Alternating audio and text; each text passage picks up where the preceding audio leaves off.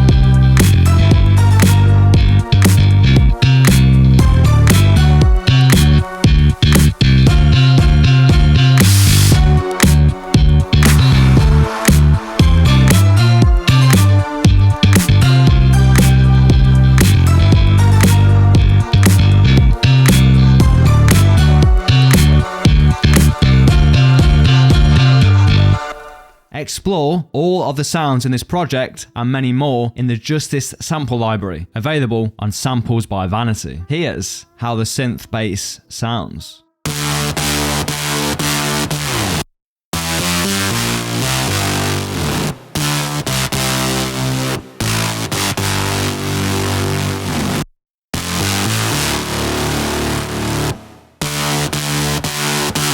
I chose to recreate the bass using Vital, a synth that is available for free, allowing anyone to follow along. There are 4 layers of Vital, each serving different purposes. The first patch consists of stacked saw waves with some filtering, phaser and flanger effects to create an interesting tone. It's likely that Justice originally created this sound using analog synths like the MS-20 or Juno, and then processed it through various outboard gear to add coloration. This is important to recognize as it indicates that Justice worked with basic waveforms and filtering options. Therefore, our patches should aim to capture this simplicity and to work with the same options Justice would have had access to. Here's the first patch that's performing the majority of the sound.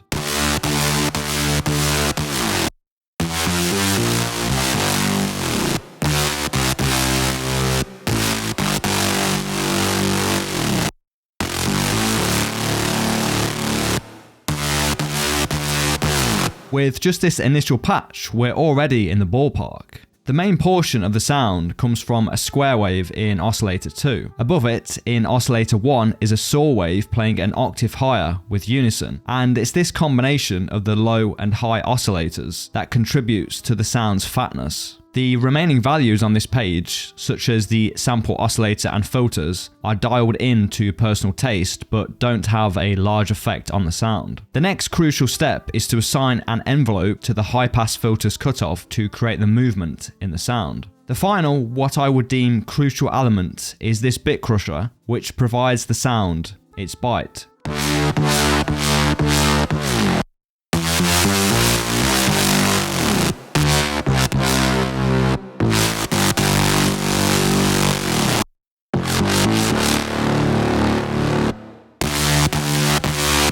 The flanger, phaser and chorus effects with a low, dry, wet or mix value help in creating width and movement in the sound, which is crucial when attempting to recreate analog sounds. This workflow of oscillators, filters, envelopes assigned to a filter cutoff or other parameter, followed by applying effects, constitutes a great 4-step process to follow when creating your own sounds. Frequently, and I'm kind of speaking about myself here, we might find ourselves immersed in waveform and wavetable selection but many of the most captivating sounds are produced using simple wavetables followed by unique effect chains. On the topic of effect chains, the only processing on the channel is my analog warmth saturation rack, which you can download for free in the description. The second vital patch is a duplicate of the previous one, but playing the notes an octave higher. It's also sidechained to the first patch with Soothe to ensure that the frequency content doesn't overlap. And once again, it includes the analog saturation rack. In fact, all 4 synth patches incorporate this rack in their processing chain.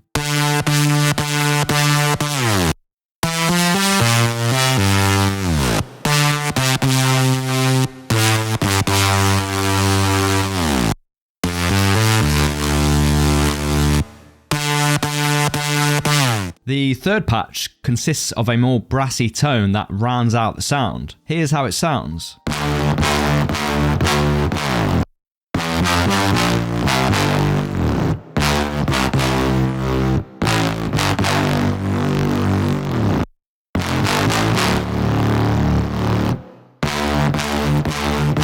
This is once again a duplicate of the first patch. I have simply modified the filter type and envelope send amount, leading to a warmer and more rounded sound. The final sound is again another duplicate, but with a focus on top-end presence. After A-Bing my synth to the original, I noticed a severe lack of top-end in the air band around 15 kHz. This patch aims to fill in those missing frequencies.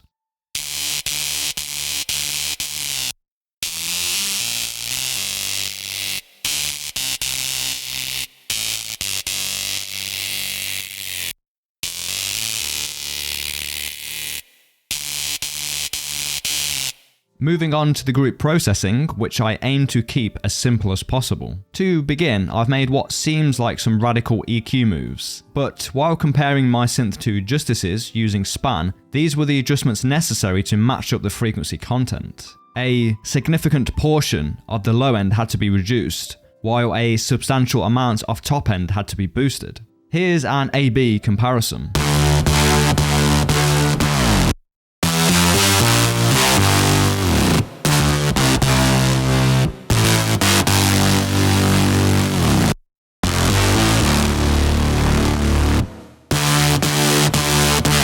Next, I'm using Volcano for enhancing the stereo width, as I noticed the sound in Phantom Part 2 is quite wide. Following that, I have a Soothe to gently massage the sound and reduce any harsh spikes for a softer tone. Then we have a FET compressor, modelled after the renowned Distressor hardware unit. I chose to use this because, as per online forum posts, Justice used FET compressors all over their mixers. The acronym FET or FET stands for Field Effect Transistor, which refers to the technology utilised in the compressor's circuitry. The Distressor in particular is known for its quick attack time, transparent compression, and capacity to manage dynamics in a subtle yet musical manner while infusing warmth and coloration into the signal. To accentuate all these characteristics, I am heavily compressing the signal with around 17 decibels of reduction, employing a slow attack and release time. This heavy compression was inspired by reports that Justice would add an Alesis 3630 compressor on their master bus and push the track through it at high levels. While the Alesis 3630 compressor is known to have a somewhat inexpensive sound,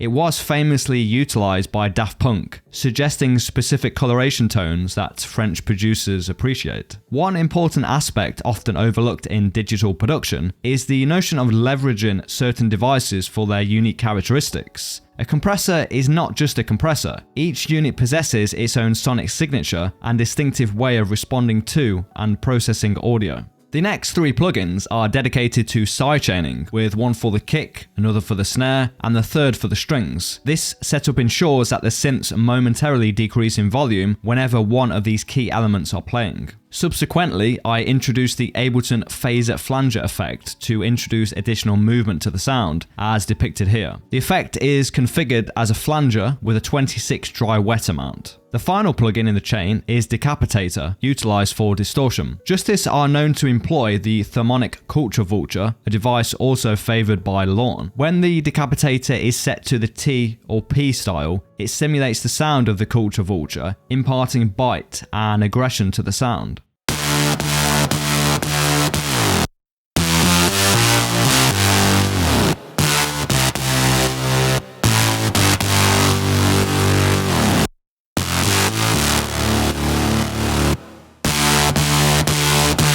final touches are the pitch bend drops,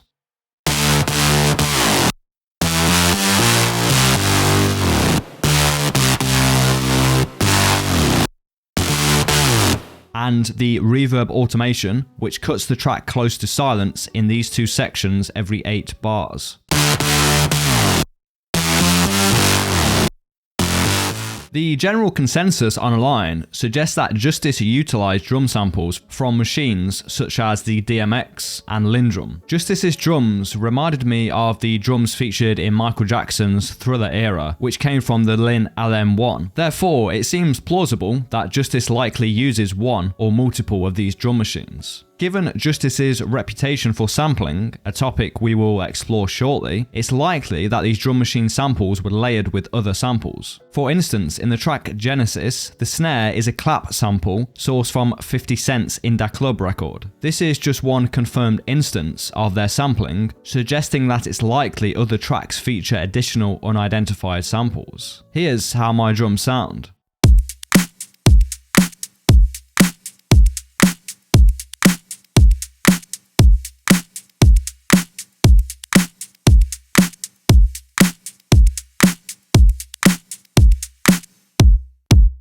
The kick drum is from the Justice sample library, created to resemble a drum machine sample. I have applied a Pultec EQ to boost the 60Hz frequency by 6 decibels, providing a substantial bottom end to the kick, which effectively serves as the bass until the guitar enters later on. The original sample contains a significant amount of high-end frequencies, hence I have rolled these off and added some stereo spread to frequencies above 250 Hz. The snare sound comprises another from the library that's styled after a Roland 707 snare drum, supplemented with a secondary short acoustic snare and the clap sample from the 50 Cent track.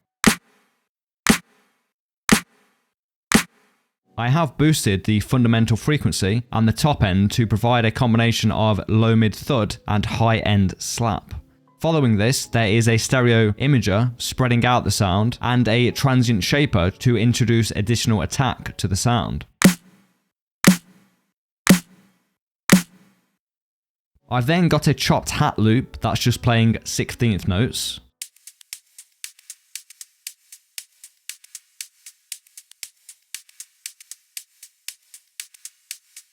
All of these drums are then routed through a drum bus that includes a spiff, which is a spectral transient designer, followed by the same FET compressor utilised on the synthesizers. In Phantom Part 2, there seems to be short white noise bursts layered over the snare, as well as a scattering of sections where these bursts are extended. I've emulated both of these features and doubled up the longer bursts for a volume increase.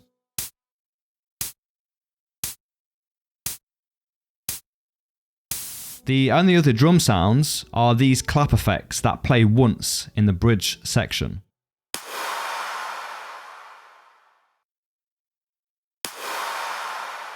The strings in the original track are speculated to be a sample. In my version, I've employed a couple of disco string stabs from a Vengeance pack, layered with a spiccato patch from Spitfire's Albion 1. Here's how they sound.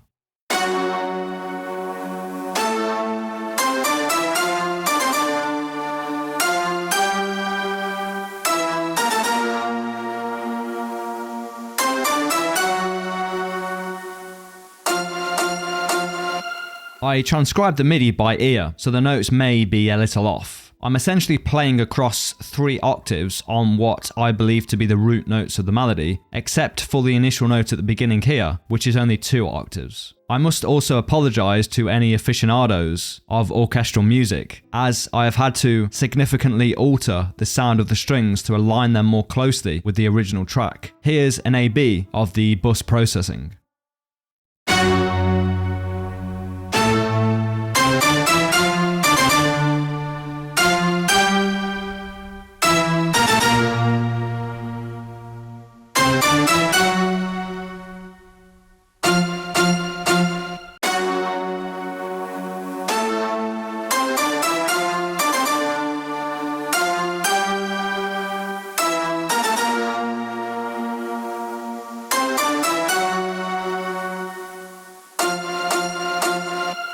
The strings do sound better in their natural state, but my aim is to achieve accuracy here. Given that the strings were sampled in Phantom Part 2, it is highly likely that the frequency content and dynamics degraded, as they were most likely sourced from vinyl. In the group processing chain, there are 2 sidechains, one for the kick and another for the snare, followed by the effect compressor to heavily compress the sound once more. However, the most significant tonal changes are implemented through these EQ adjustments. We're cutting out all of the low frequencies, as well as a sizable portion at 3 kHz, which helps the strings blend into the mix by reducing some of their power. I have added another instance of Volcano for stereo width. It seems that stereo imaging techniques are heavily utilized throughout this track, which is a common characteristic of music from this era. This emphasis on stereo manipulation might be attributed to the particular equipment used during that time, making it an important element to consider when recreating this sound. The final adjustment involves a multiband processor that's controlling the 3 kHz region, attenuating it when it becomes too overpowering. Lastly, there is a subtle volume automation applied here, reducing the volume of the strings by 3 decibels in the bridge section, allowing the bass to take the spotlight. Speaking of the bass, here's how it sounds.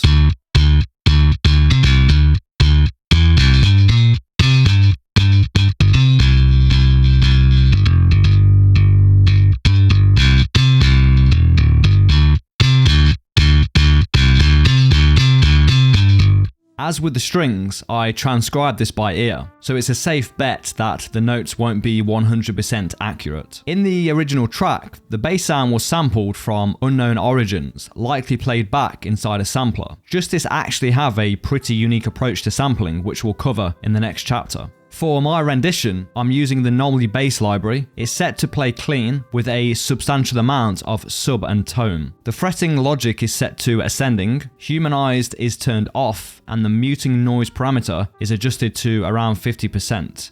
To further enhance the sound, I have implemented a sidechain to the kick, added Ableton's amp plugin on the bass setting. Following this is some EQ adjustments to emphasize the low mids to replicate the original tone. Additionally, a Pultec EQ is engaged to boost 60 Hz by 6 decibels, similar to the approach taken with the kick drum to accentuate the bottom end of the bass.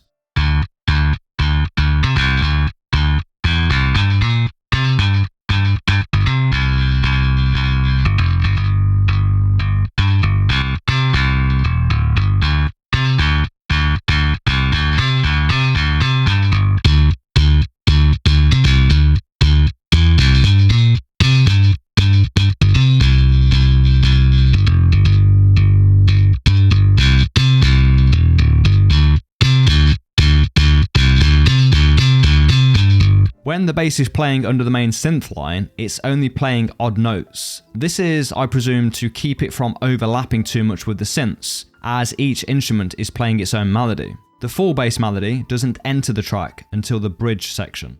The sample used in the original track for the introduction and throughout is sourced from a French soundtrack to a film released in 1982. Justice sampled and looped a 2-second snippet that sounds to be a vocoder.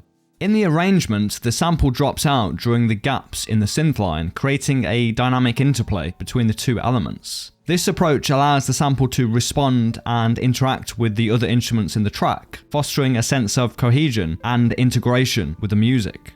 It's worth noting that Justice rely heavily on sampling in their music, at times meticulously sampling sounds from other records note by note to create their signature sound. This is, I would say, the key ingredient to their sound on the album Cross. In an interview with Attack magazine from 2012, Justice lay out their approach to sampling in great detail. Quote, "In terms of sampling, our inspirations are divided into 3 categories. The first is the one where we hear something on a record and think, okay, that's great. Let's take a big part of it and just loop it. That's what we did on Phantom, Stress, and New Jack. The second category contains songs we have been listening to all year or all of our lives, and which we don't actually sample. Instead, we mentally sample them by adding bits that sound similar, and while we are sometimes aware of doing this, at other times we only realise it months or years later. The third category, representing about 90% of what we did on the first album, is micro-sampling. This applies to dance, which has no big sample, nothing that can be easily identified from another record. For example, the guitar is one note sampled from a record and used so that it works with the music. After we wrote the bass line, we also sampled every single note of the bass from other records and did the same with the strings. If a part needed F sharp played on a violin, we would find this on a record and insert it in the right place, and do this for every note that we needed on a violin or other stringed instrument. By using single notes from different records, we created our own parts,